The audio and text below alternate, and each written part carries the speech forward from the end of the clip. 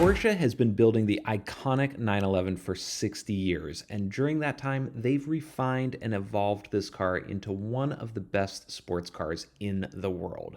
But how do they do it? How do they ensure that every generation of 911 is an improvement on the previous one? Part of the Porsche secret sauce is their extensive testing program, which I'll explain in this video.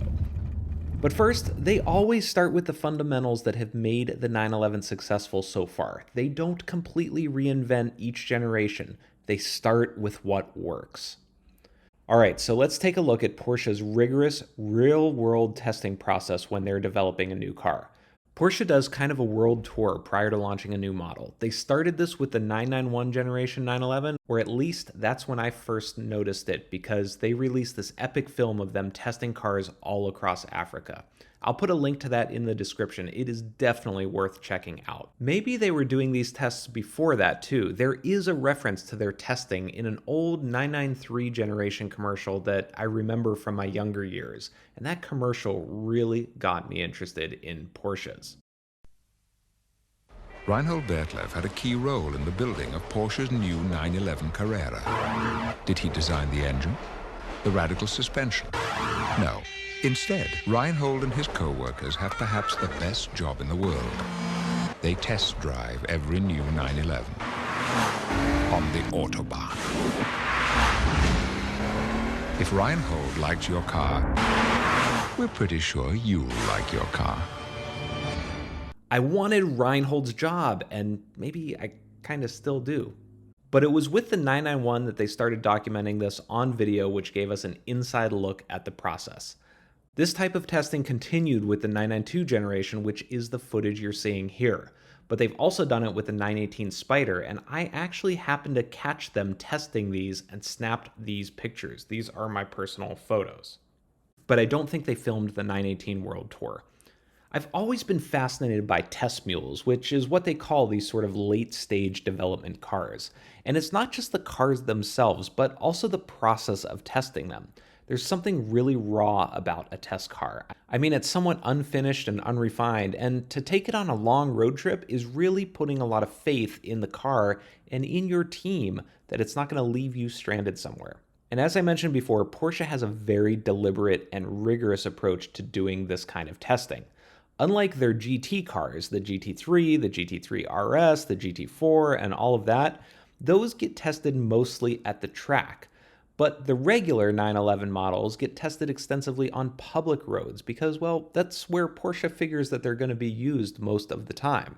Now, obviously, Porsche has their own and often rents private facilities for a lot of their durability testing. And they go up to the Arctic Circle for cold weather testing and often to Africa or in the Middle East for extreme hot weather testing. And every time I see this stuff, I can't help but think, what an interesting job these test engineers must have. It's basically like the most epic road trip where you have to solve problems that come up and you get tons of seat time in an amazing car. During the 992 development, they did a lot of testing in California, where I live. Unfortunately, I didn't get a chance to see these cars on the road, but luckily Porsche filmed it for us. Other folks have also spotted cars like the Ford GT being tested in the wild.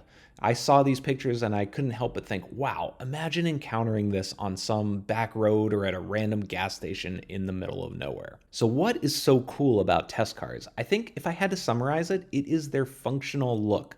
They aren't beauty queens, they are tools for a specific mission. Usually they're kind of lightly camouflaged, sometimes with things as simple as stickers and duct tape.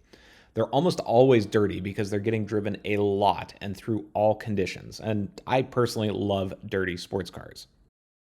Of course, they also have high miles on them because they're being used for testing, and that's kind of the whole point. They have to rack up lots and lots of miles to figure out what breaks or what goes wrong or is simply inconvenient in day-to-day normal use. This is the time when engineers find out if the wipers work well when the windshield is covered in dirt or if the cup holders are big enough for American-sized drinks. But they also need to make sure the engine works on the different fuels around the world, which can vary in quality. And they need to check things like, do the door handles work in all temperatures? Even though these cars are essentially stock, they often have some necessary modifications like radio antennas to communicate with the other drivers and sensors to collect data while driving. Again, all very useful and functional. Nothing flashy, these cars are usually very understated.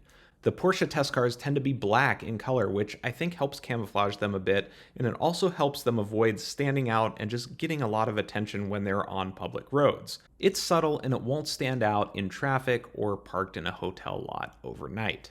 And sometimes these test cars get damaged. They get flat tires or have mechanical failures. So during testing, they have to make real-time modifications or fixes, noting what happened so that the engineering team can make adjustments before the car goes into full production. So the guys driving these are actually quite scrappy. They improvise and they figure things out in real time. Porsche tends to do these tests in groups, using a few cars and testing them all together at the same time as part of a big road trip. This allows them to not only test different configurations of the car in the same environment, for example, one might have some experimental features that the others don't, but it also gives the test engineers a chance to confer with each other about issues that pop up. I noticed in most of these videos that they have 2 engineers in each car, probably so that one can take notes while the other drives.